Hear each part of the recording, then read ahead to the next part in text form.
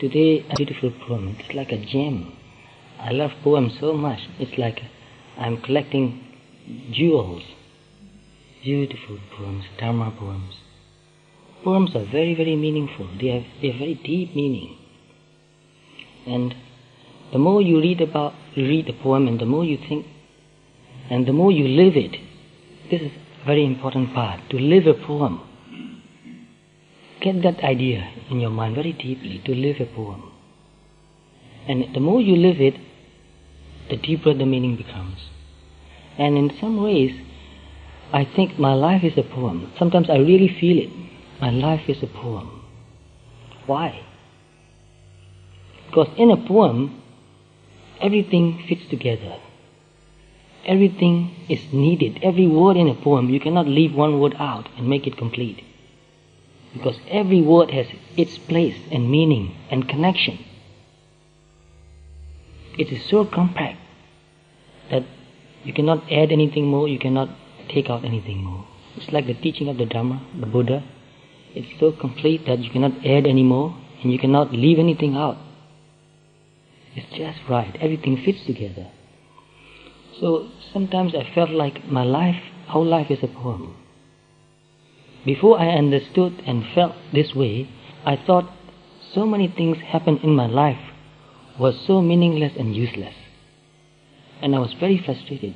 Every time, many times, I think that it would be so good if that didn't happen to me in my life. It would be so good if things were different when I was younger. It would be so good if my parents were better parents. It would be so good if my teachers were better teachers. They were not good enough. They were so lacking. So much frustration in my life.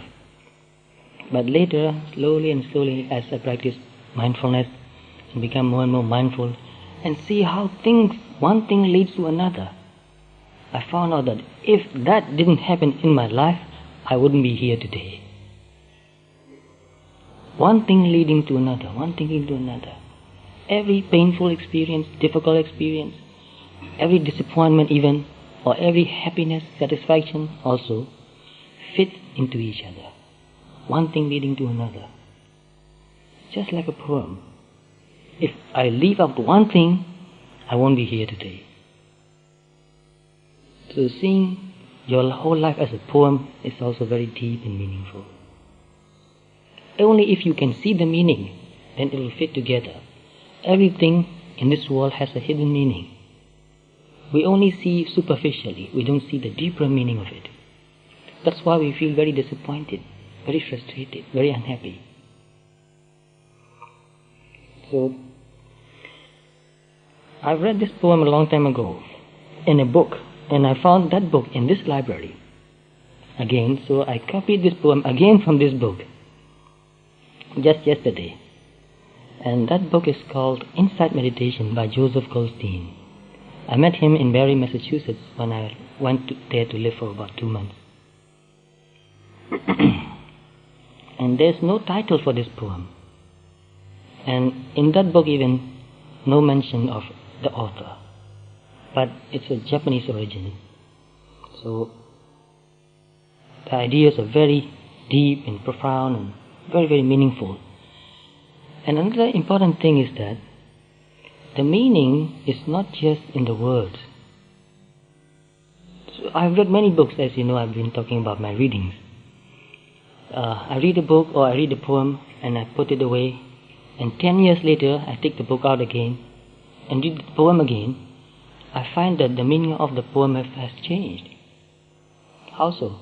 The words are exactly the same, but the way I understand the meaning has changed very, very much. Where does that change come from? From my own understanding of my life, my experience, from my study, from my reading also, from my thinking. So, the depth of the meaning depends on you.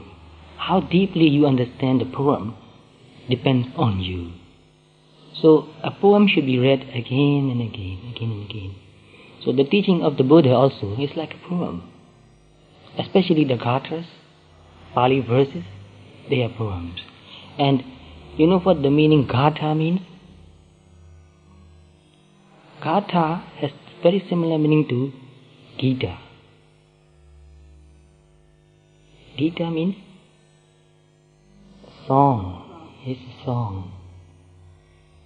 So you can sing it. It has got a long sound and short sound, and they are very balanced. You can sing it as a song. Very, very beautiful. So I like Pali Gathas too. I've memorized a lot of Pali Gathas. Most of them from Dhammapada. And one of the Gathas you might have read in English translation mostly, I think. And some of you might even remember the Pali also. Apamado Amatam Padam. Heard of that poem? Apamado, yes? Apamado means mindfulness, awareness. Amata means deathless or liberation, Nibbana. Padam means the cause. Mindfulness, heedfulness, awareness is the cause of liberation, deathlessness. And look deeply into the meaning. When you become more and more mindful, then you will understand it. So even to understand this one sentence, it takes a lot of practice to understand it. Not just thinking, not just reading, a lot of practice to understand what it means. So the meaning should come out from your practice, from your life. So mindfulness, awareness, presence of mind, they are all very similar in meaning. Opposite of absent-mindedness, carelessness, heedlessness, mindlessness. So mindfulness is the strongest cause, the most strongest cause of liberation.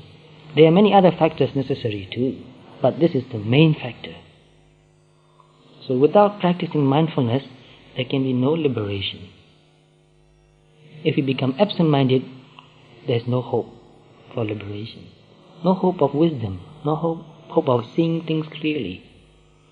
And so apamado amatam padam, pamado machuno padam. Heedlessness, mindlessness, absent-mindedness, ignorance is the cause of death. And apamata namiyandi. Those who are not mindful, or those who are not mindless, those who are not unmindful, which means those who are mindful, namiyandi, they don't die. What is the meaning of that? They don't die repeatedly. And yepamata yatha mata. This is the most important point again. Those who are mindless, those who are absent-minded, those who are not mindful, they are like dead, as if dead. So when you become more and more mindful, then you feel more and more alive. You are not just living. And I've read another word which I think is even better. Most people are just vegetating, not really living. They are just going through, just going through. They have no real direction. They don't know what they are doing. They are doing what others are doing. So those who are mindless, those who are not mindful, are like dead. They are as if dead. So as you practice mindfulness, the more mindful you become throughout the day, the more you feel alive. The more you see meaning in your life. You become more and more sensitive to it. So if you give a sedative to a person, or sleeping pill, sedative, tranquilizer, it will make a person become tranquil, sedate, but not alert. So to be alert, to be mindful, is the main factor to become wise. So when I studied Abhidhamma, and I also taught some Abhidhamma to a few people, and before I came here, I thought of giving a brief course of Abhidhamma too. But no time for that this time. Maybe next time.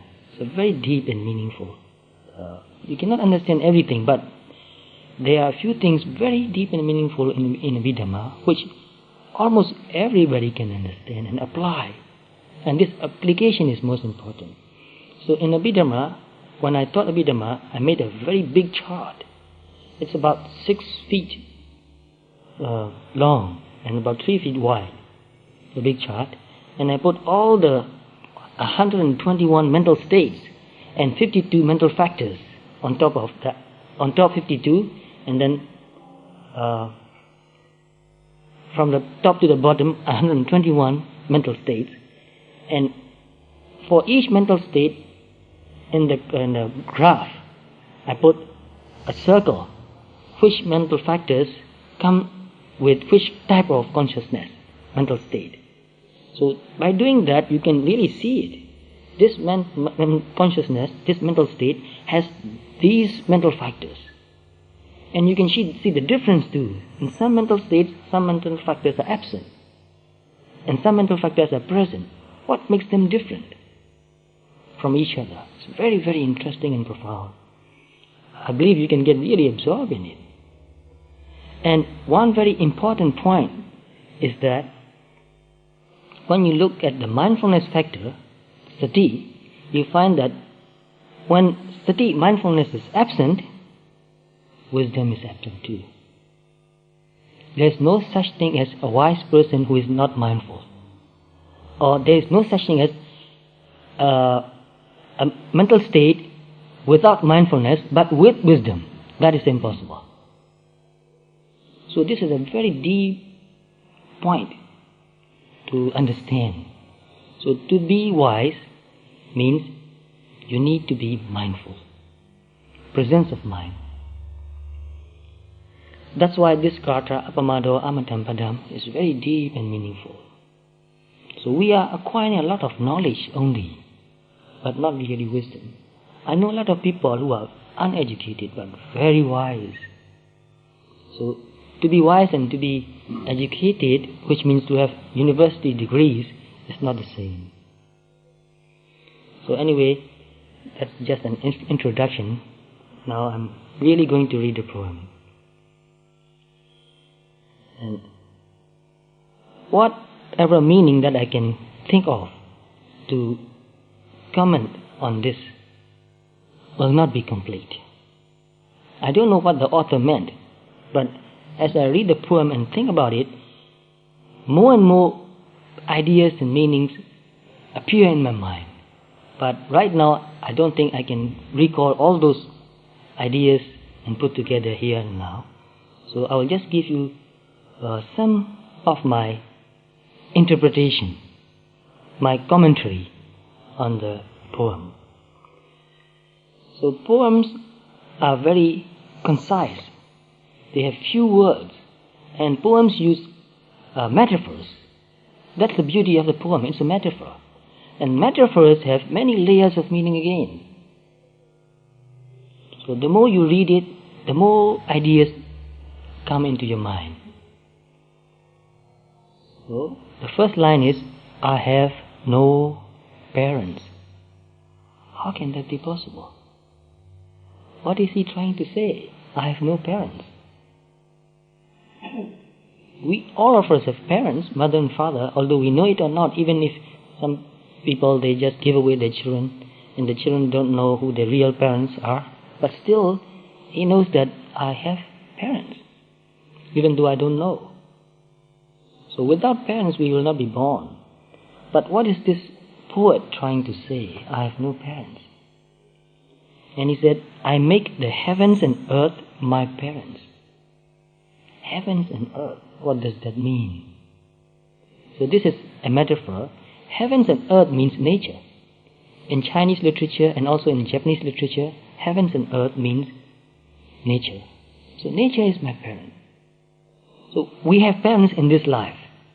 But as I told you, we have many lives before, and there will be many lives too. And I remember a few of my past lives too. So we have many, many parents. In our past lives, every time we are born, we have a set of parents, father and mother. And sometimes it is very interesting and sometimes also amusing also, this samsara is. Because I know one person in Rangoon who died, and then he became a son of his son. So his daughter-in-law became his mother, and he can remember that. So when he grew up, when he was about 4 or 5 years old, when he was beginning to talk quite a lot, he talked about his past life.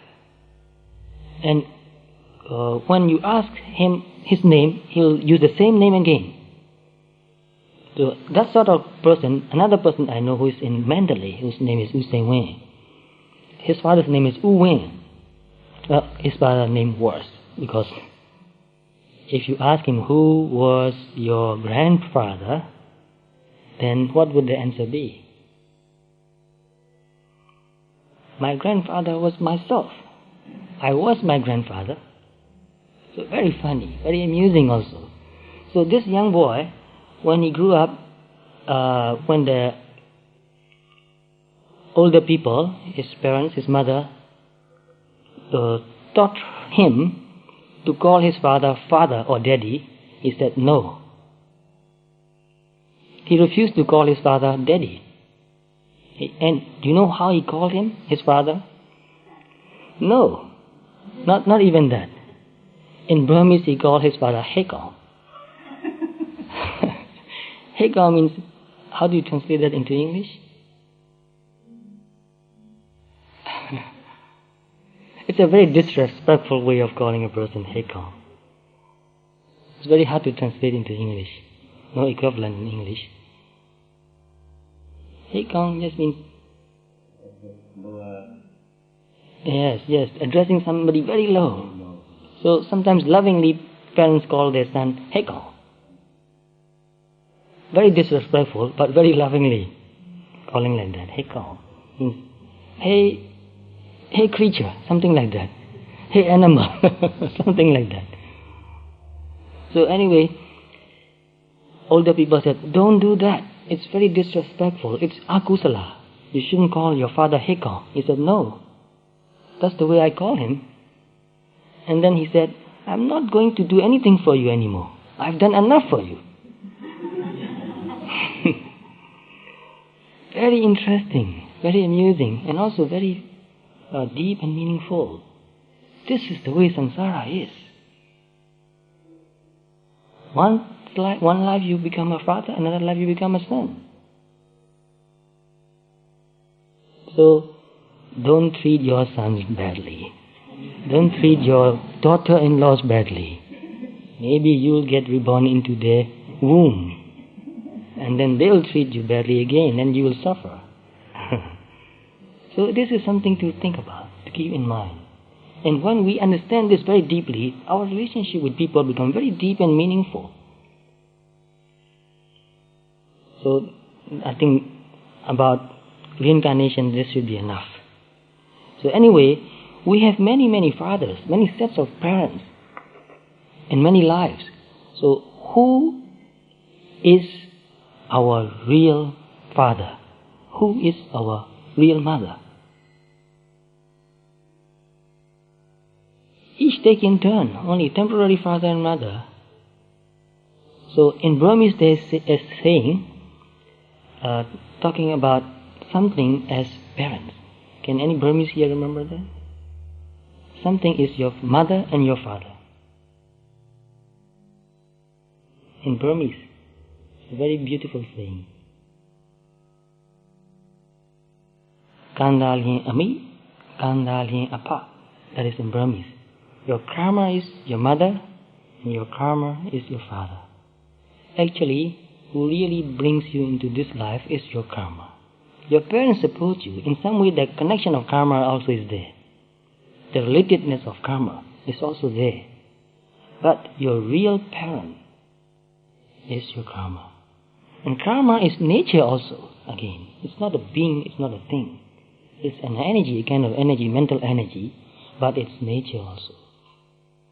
So karma means mental or verbal or physical action, but mainly it's mental, because whenever we say something, it's rooted in our thought. Because of thinking we say something, because of our thought we do something. So mainly karma means mental process, wholesome, unwholesome. So wholesome, unwholesome karma is not just a concept, not just a designation. It's not a piñati. Because you cannot say, well, from now on we will call this wholesome. No, you cannot do that. So what are the qualities of wholesome karma? The characteristics of wholesome karma. So in the Abhidhamma, wholesome karma definition is kusalam anavajam sukhavipaka lakhanam. Wholesome karma has the characteristic or the quality of blamelessness or faultlessness. You cannot find fault with something wholesome. It is good. So any kind of wholesome action, you look at it, metta, it's so beautiful, so noble. So it is beautiful, it is noble, and it brings happiness also. When you feel loving for another person, that person will be happy. You don't do anything harmful to that person. So it is the cause of happiness also, and it is happiness actually, and bringing happy results also.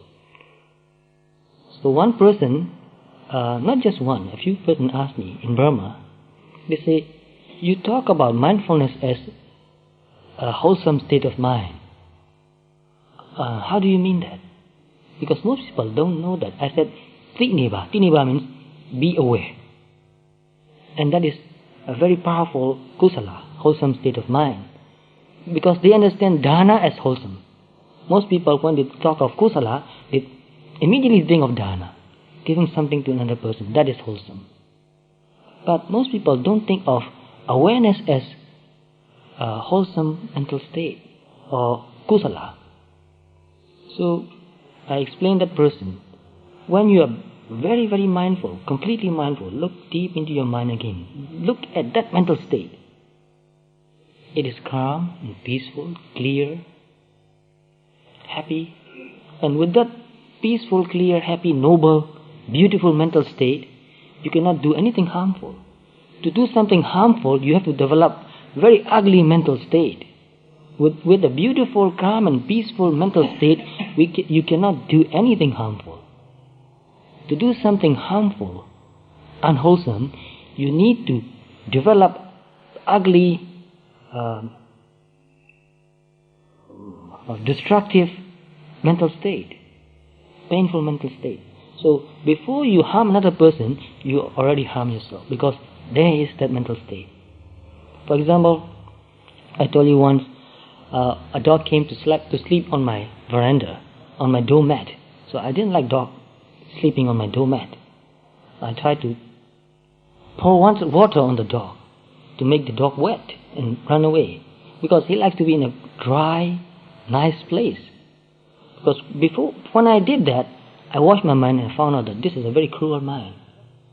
It is very painful. So when you are mindful, your mind is clear, very noble, peaceful, and it leads to more and more peaceful state, makes you become wiser and wiser. That's what awareness, mindfulness is, the highest kusala. Later I will talk about this thing again, because right now I have so much to say that I don't think I have enough time. So please give me more time. If I go on talking and talking, please be patient. Please be indulgent. So our real parent, think very deeply, who is our real parent? Our karma. Which means we are creating our parents. We are creating our life. We are giving birth to our own life. Very, very deep this is. Another verse, so to speak, is I have no home. Again, something to think about. I have no home. All of us have a roof and walls and floor to live in, whether it's good or not. All of us have a roof on our head and walls around, and on a flow also, even it's a dirt flow. But what this poet is trying to say is that he's not talking about this physical flow, physical home, I mean. So I have no home.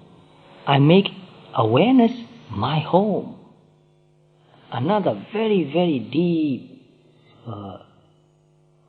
metaphor. Very, very deep metaphor. What happens to a person who has got no home? He's going here and there. He doesn't belong anywhere. And he's exposed to all kinds of difficulties, dangers. Exposed to sun, rain, cold weather, hot weather. Exposed to biting insects. And also many other kinds of danger. Because when we are in our home, we feel protected in many ways. We feel at home, protected, secure, no danger. So people homeless, I know even in England there's a place where they call Cardboard City.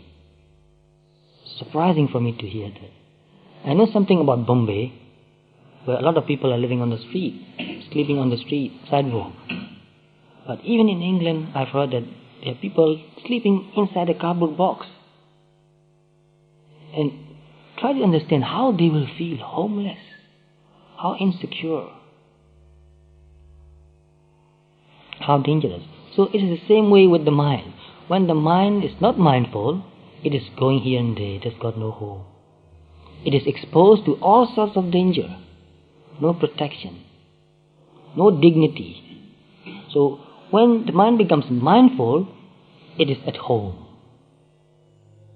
So mindfulness is our home. When we are mindful, we can feel that. It's like coming back home. You can really feel it. You feel so secure, so fulfilled also in a way.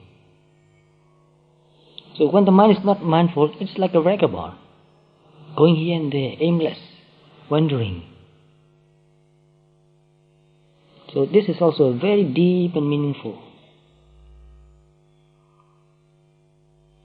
I have no life or death. Oh, another very strange idea. I have no life or death. All of us die. We are born and we will die for sure. Nobody lives forever. But what is this poet trying to say? Every line is so beautiful, so, how do I say that? So different from the way we think. It really makes us think, I have no life or death. Wow, what does that mean? So I make the tides of breathing my life and death. The tides of breathing my life and death. So in one sutta I read, Buddha taught monks to reflect on death. So the monks went away and they meditate on death. One day we will die. And then when they came back, Buddha checked them, asked them how they meditated on death. One person said, well, we can die any day, today or tomorrow. So I was thinking, if I can live for one day, one more day, I'll make the best of that one more day and practice meditation. And Buddha said, yes, very good. And he asked another person, and how you reflect on death? And that doesn't mean, you see, thinking of death doesn't mean that you are just thinking of death and becoming depressed. When you think of death, then you don't waste time. You meditate, you learn. So another monk said, well, I was thinking, if I can live long enough, the duration of time when I eat one morsel of food, long enough, that means about 3 minutes. You take a piece of bread and eat it, and chew it. So maybe 2 minutes. I don't know exactly. It depends on how slowly you eat. So that monk said, if I can live that much longer, in the meantime, I'll make the best of that moment and meditate. Buddha said, oh, that is good. And then he asked another person, and how do you think of death? Reflect on death and practice.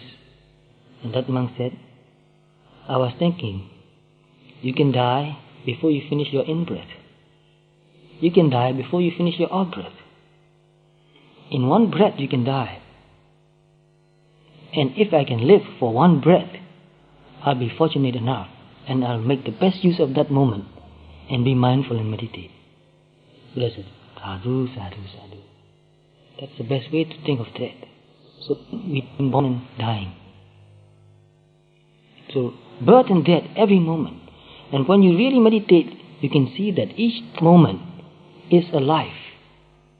And so the real lifespan is one thought moment. And how short is that?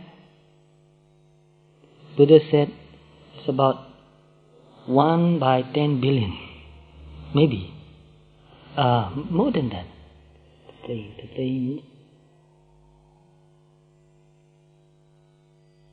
1,000 billion. So short. One thought moment is very, very short. And that's our lifespan actually. Because things are in a chain, they are rising again and again. So that one short moment is the time where we can die. And when a person sees this as a reality, that every moment things are rising and passing away, that is death. And that is the way, a very profound way of seeing death. We cannot say that we live for 90 years. We cannot see 90 years.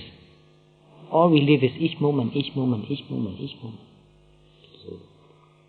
So this is also very deep and meaningful. And another verse is, I have no divine power, no psychic power. I don't have any power to create anything, to control anything, to overcome anything. I have no divine power. I make honesty my divine power. Honesty. Actually, honesty is the best power. We want to be very powerful. All of us, I think, in one way or another, whether we accept it or not, we want to be powerful. We want to be in control. So power has many different connotations. Some power is very bad, like destructive power, to harm another person. But there is also nurturing power. You have power to do something good for another person. Like parents have nurturing power. Teachers have nurturing power.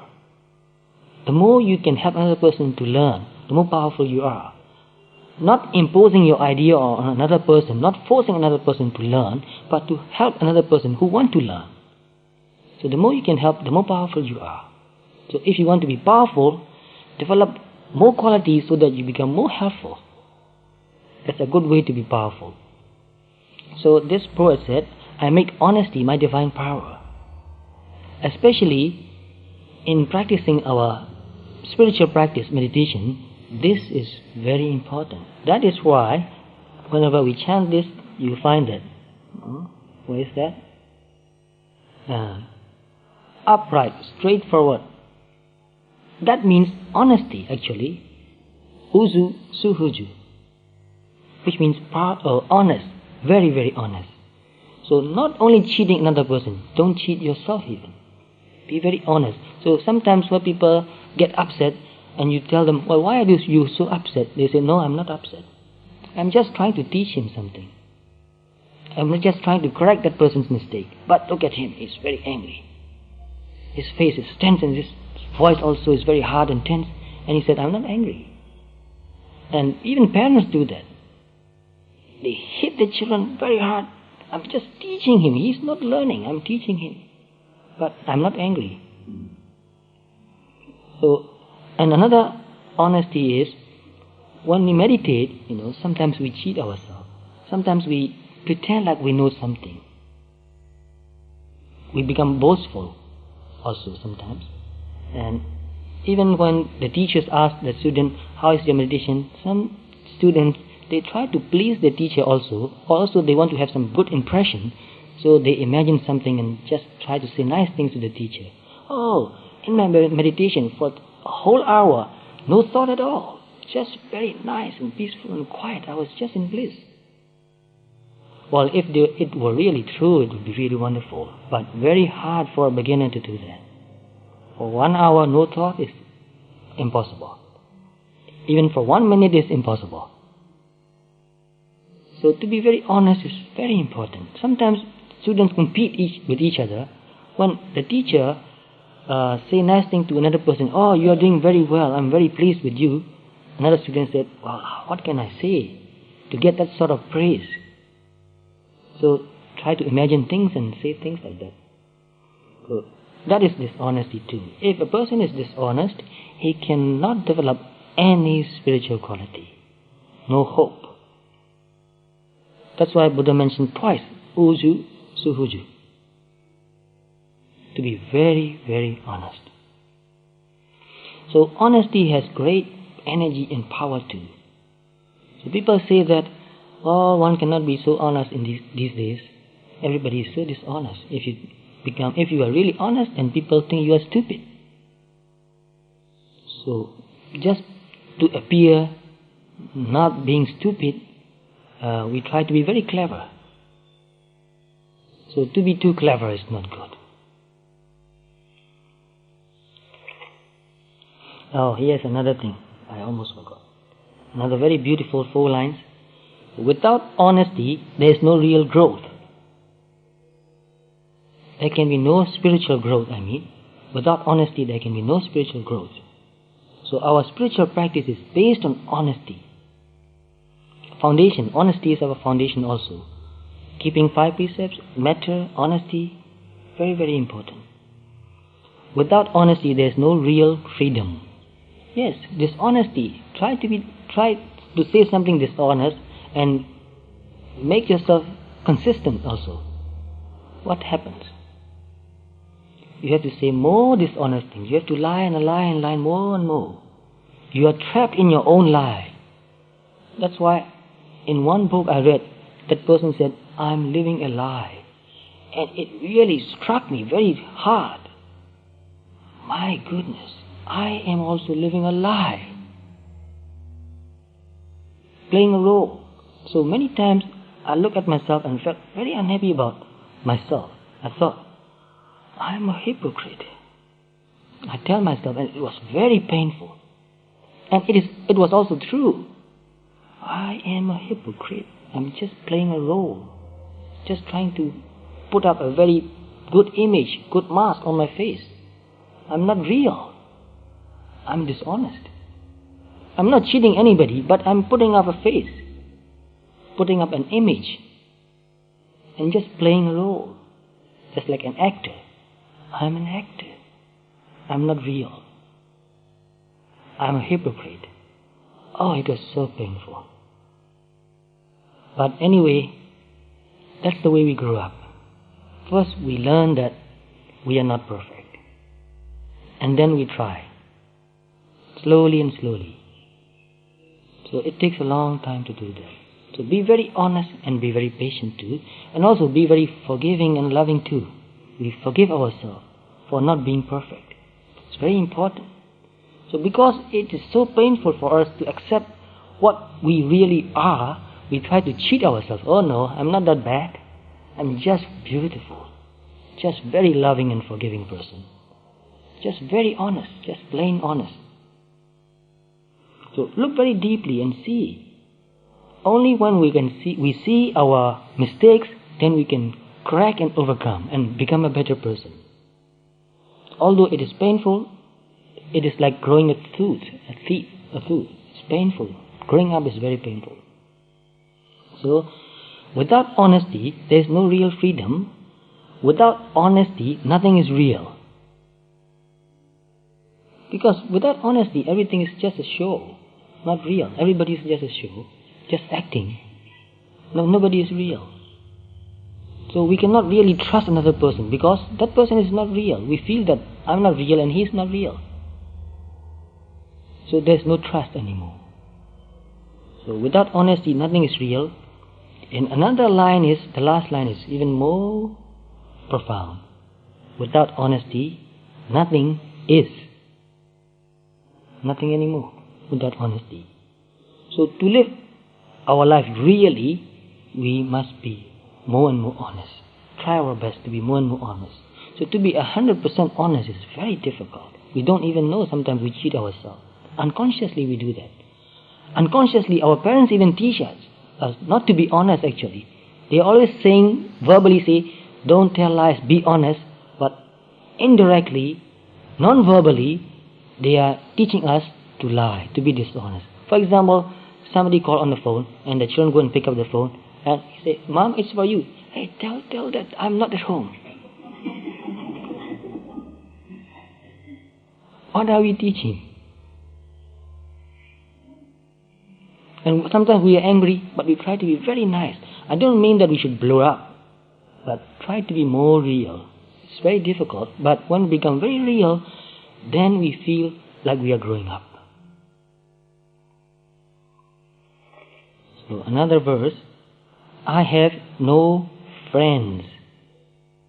All of us are friends. Our parents also can be our friends, our teachers are our friends, our those with whom we play together, our friends, go to school together, they also are our friends. And here also we are all friends. And this poet is saying, I have no friends. So every time he says something, he's not talking about anything physical. He's talking about something spiritual. And this line is what I like the best in this poem. And I even want to make engrave in a very beautiful piece of wood, engrave very beautiful calligraphy letter and hang it somewhere. I have no friends, I make my mind my friend. I make my mind my friend. So look very deeply. Are we friends to ourselves? Is our mind our friend? Who is hurting us the most? We think that, our parents, our boss, and our this and that, our spouse, or somebody else is hurting us. But the person who hurts you most is yourself, you yourself. Nobody can really hurt us that much. They can hurt us in many ways, but not that much. We hurt ourselves most. Why? Look at some people. They are doing something very terrible. Like say, I've got a lot of friends. Not really friends, because I cannot call them my friends because we don't have any real common values. For example, I know some people in Burma who are drug addicts. They became drug addicts, and so they lose their job. They become very unhealthy. Even they lose their thinking, clarity. And even their parents cannot tolerate them anymore. The parents threw them out. No, don't come back home anymore. We don't want you anymore. Disown the children. So they went away and lived with their own little group, all drug addicts, and their life got worse and worse. And then the police arrested them and put them in a hospital for drug addicts. And I went there and gave a Dhamma talk to the drug addicts, because the doctor who was in charge of the hospital is my friend. So I went and talked to them, and I looked at them and so I felt such waste of life. This person could become a very spiritual, loving, intelligent, wise person. He has all the potentials to become a very beautiful, wise, and he can do a lot of good things for himself and for others. And look what he has done to himself. Who did that? Not anybody else. They did that to themselves. How cruel. So if you ask them, do you love yourself? They will say, of course. How can you prove that? Look what you have done to yourself. A useless person you have become. A burden to the society. So, whenever we have any unwholesome thought, look at that thought. This is not a friend. This mental state, this mind is not a friend. This is an enemy to me. And whenever you have a very wholesome, good thought, look at it and say, this is my friend. So, when you have made your mind, your consciousness, your friend, then that mind, that thought will motivate you to do more and more good things. And you become better and better person. You really learn and grow up. So look very deeply and see whether our thought is our friend or our enemy. And this is also part of our meditation, Chittanupassana. Being aware of thoughts, mental states. So I talk about this thing to some people in Burma too. And one man, he is a very intelligent man, and he was a teacher in the university. And then he quit the job and he went to Japan and got a job and saved some money and came back, and he started a new business, but his business venture failed and he lost all his money. He became very, very unhappy because one thing after another failed in his life. So he became very unhappy. His marriage life also was disintegrating. They cannot relate to each other, talk to each other. They have no respect for each other, no kindness to each other. They always quarrel and fight, and then they were thinking of a divorce. Even the children, he has got 2 daughters. Mother-in-law's house. I've been to his house too. So everything in his life was disintegrating, getting worse and worse. And he talked about this with another friend who is a very good meditator, who is a doctor actually. And this friend, because he's a good meditator and a very loving and compassionate person, he listened to this friend and said, look, before you make things right in your life, make yourself become calm and peaceful first. With your mental state, you cannot do anything right. No matter how much you try, with that sort of mental state, you cannot do anything right. Everything will go wrong.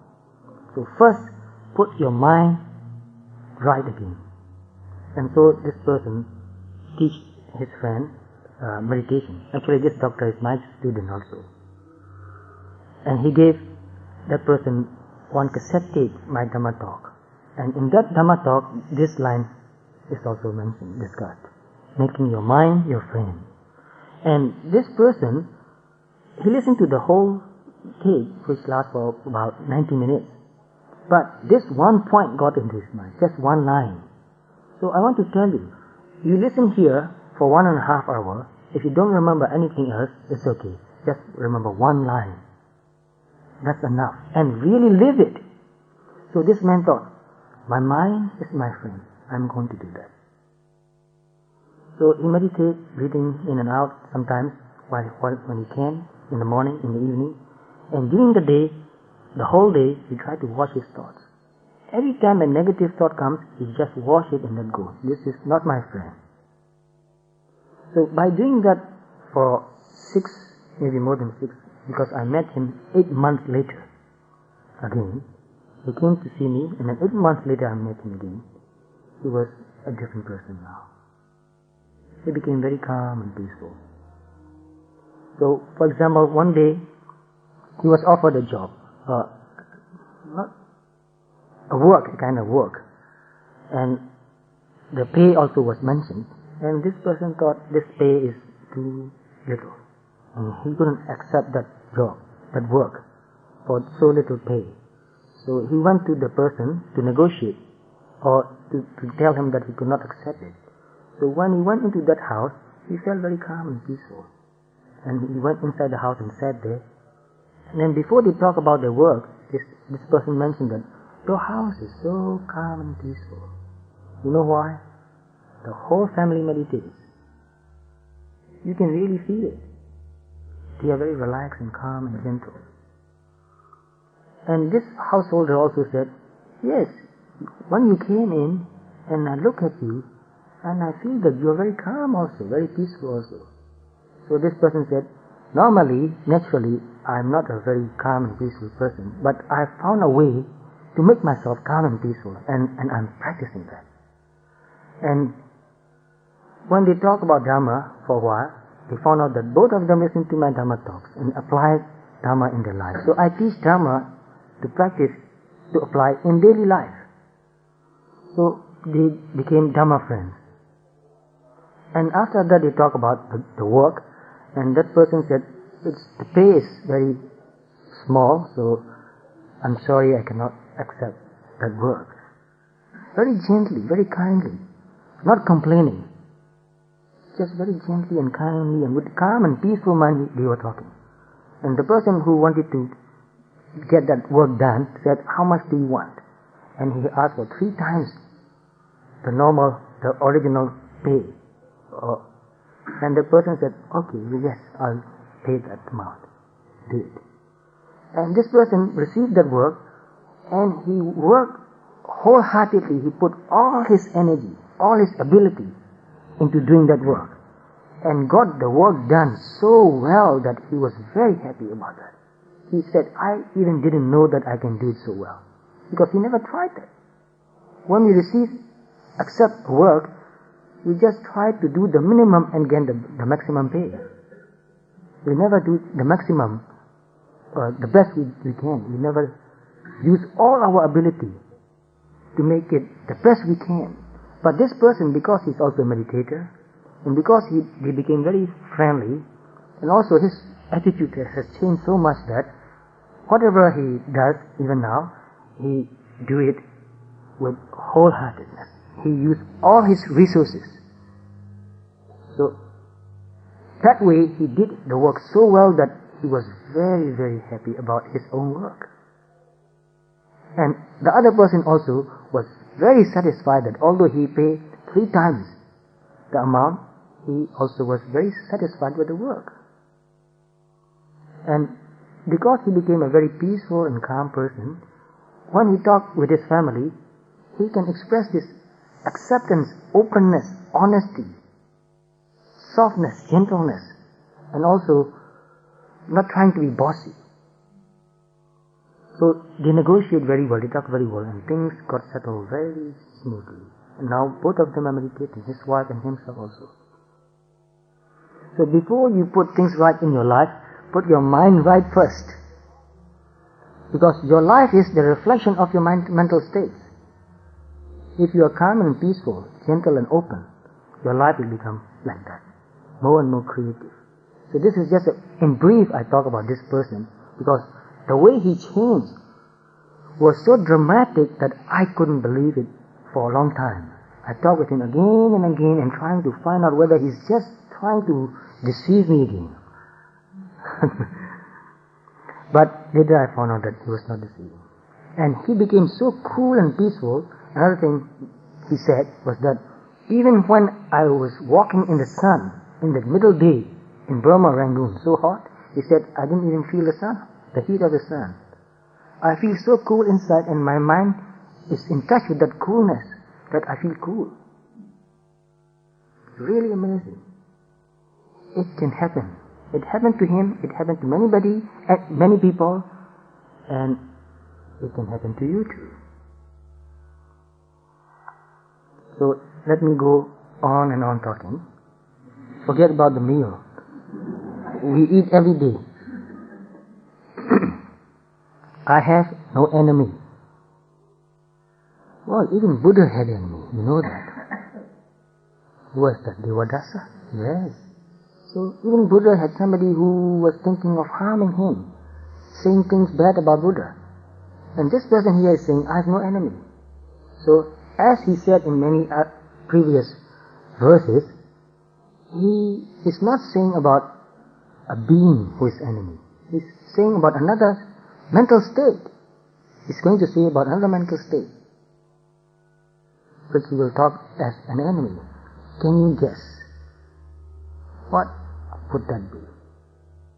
He said, I have no enemy, and then he will say, mention another thing which is enemy. Well, you have been thinking about the answer, so keep your answer in your mind and check it. I make carelessness my enemy. Carelessness, mindlessness, heedlessness, unmindful, they are in the same group. They are synonyms actually. So, mindlessness, heedlessness, ignorance, carelessness, it's the worst enemy. When a person becomes heedless, mindless, careless, the quality of his whole life will go down.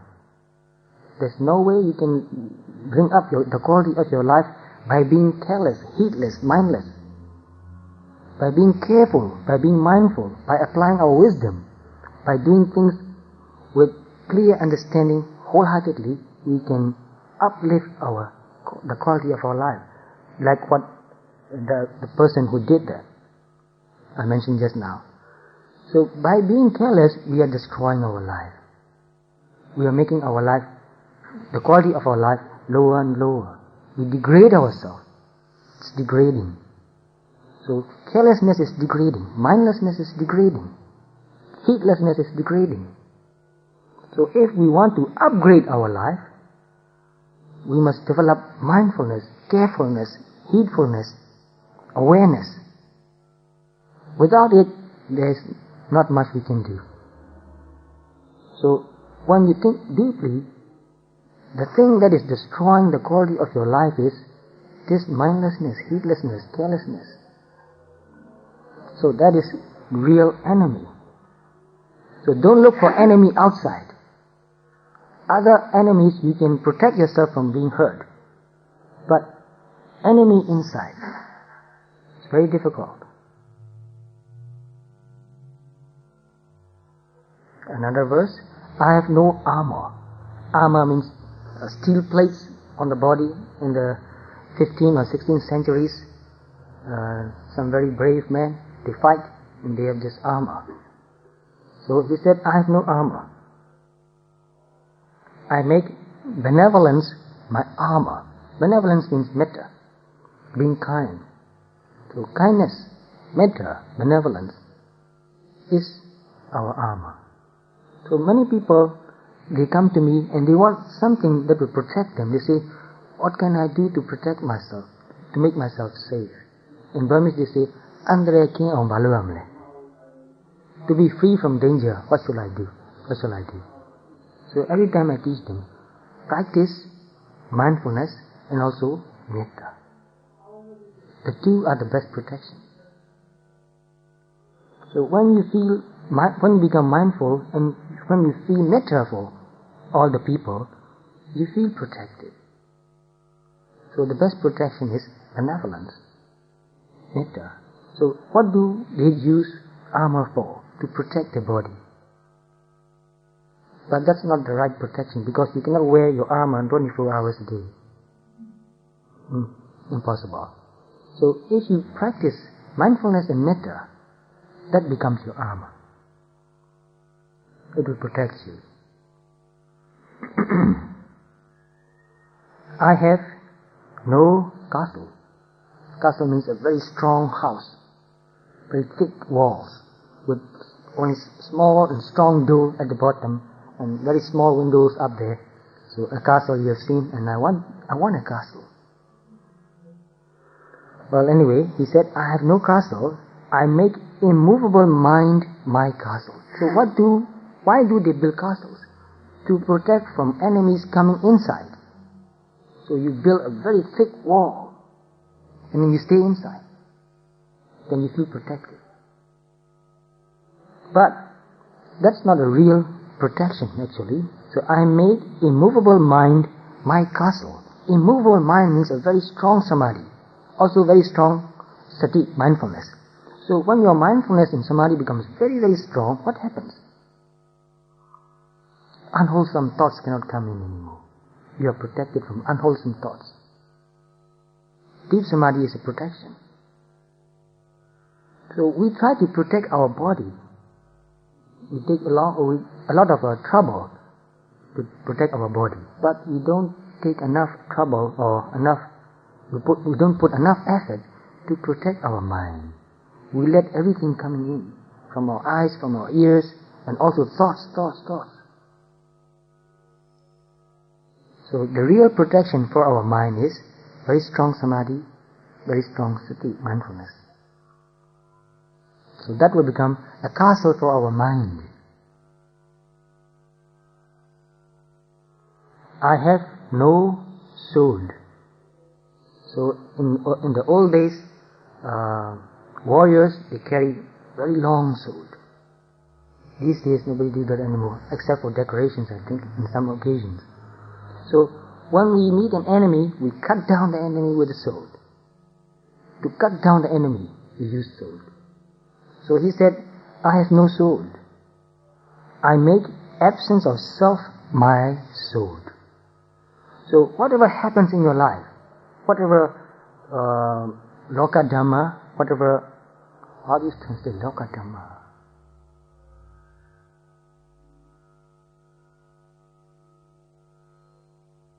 I know the word but I forgot. Anything that you experience in your life, good or bad, is loka dhamma. Happiness, unhappiness, having many friends, having no friends, blame, praise, all that. So any kind of difficulty you face in your life is a loka dhamma. So it makes you painful. But when you have developed this anatta very strongly, it doesn't hurt you anymore. You cut down everything with anatta. So I talked a lot about anatta yesterday. So this understanding, this deep understanding of anatta, not a soul, not a being, not being in complete control, only a process, mental process, physical process, they are related, they condition each other, arising and passing away. If you see these things very clearly, then nothing can hurt your mind anymore. Whenever you see something, just see anatta and it cuts down. Slash. So to cut through all the vicissitudes, yes, that's the word. Now it came without thinking. The vicissitudes of life. So whatever you experience, if you see everything as anatta, you just cut it. So anatta is a very sharp sword. Cut through everything. Nothing can really stand in your way. Just look anatta. It cut through everything. So this is the end of the poem. And I've made it very short, my commentary very, very short. Because I'm looking at the clock, the time is running short. In fact, I want to talk a lot more, elaborate a lot more of the meaning. It's very, very deep and beautiful. So I hope you love the poem and live the poem. Not enough to just love it. It's very important to live it. Make your mind your friend. Make mindfulness your home. If you remember only these two, I'll be very, very happy, satisfied. I hope you remember. So, we will conclude our meeting here for Sunday today. Very glad to see all of you again and again. And I hope you live long and happy and practice Dhamma and grow. You want to say something? Yes? Please. Thank you. There will be a fundraising lunch for Venerable Jotika on Saturday the 22nd of March, which is next Saturday at 12:30 p.m. and it will be at Becky and Macmean's residence at 180 Rupert Street, West Footscray, Melway reference 41E4. After lunch, Venerable Jotika will present a short Dhamma talk, and all proceeds will be donated to the Venerable Jotika Monastery in Myanmar. And for any information, kindly contact Macmean or Ida Chu. Thank you.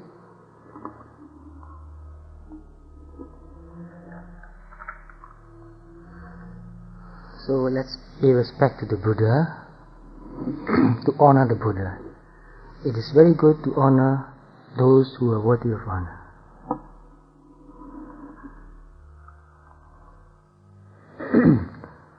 I Maya Dhammanu Dhammapatipatiya Buddham Pujemi. I honor the Buddha by the very practice which leads to liberation. I Maya Dhammanu Dhammapatipatiya Dhammam Pujemi. I Maya Dhammanu Dhammapatipatiya Sangham Pujemi. So just give me 1 minute more. I have so much to say before I forget. If we really honor the Buddha, we already honor the Dhamma also, because we know about the Buddha through the Dhamma. If we don't know Dhamma, we don't know Buddha. So by honoring the Buddha, we are also honoring Dhamma. at the same time. And also, by honoring Buddha and Dhamma, we are also honoring Sangha, because who is carrying the Dhamma? Learning, practicing and teaching. Without Sangha, there will be no Dhamma anymore. It will disappear. Even though we have stacks of book and everything in record, if nobody reads it, learn it, or teach it or practice it, we can say that it has disappeared. So to keep the Dhamma alive is very important. Not just to keep in the books. Dhamma actually is not in the books. Only the records in the book. Real Dhamma is in our life, in our practice. Thank you.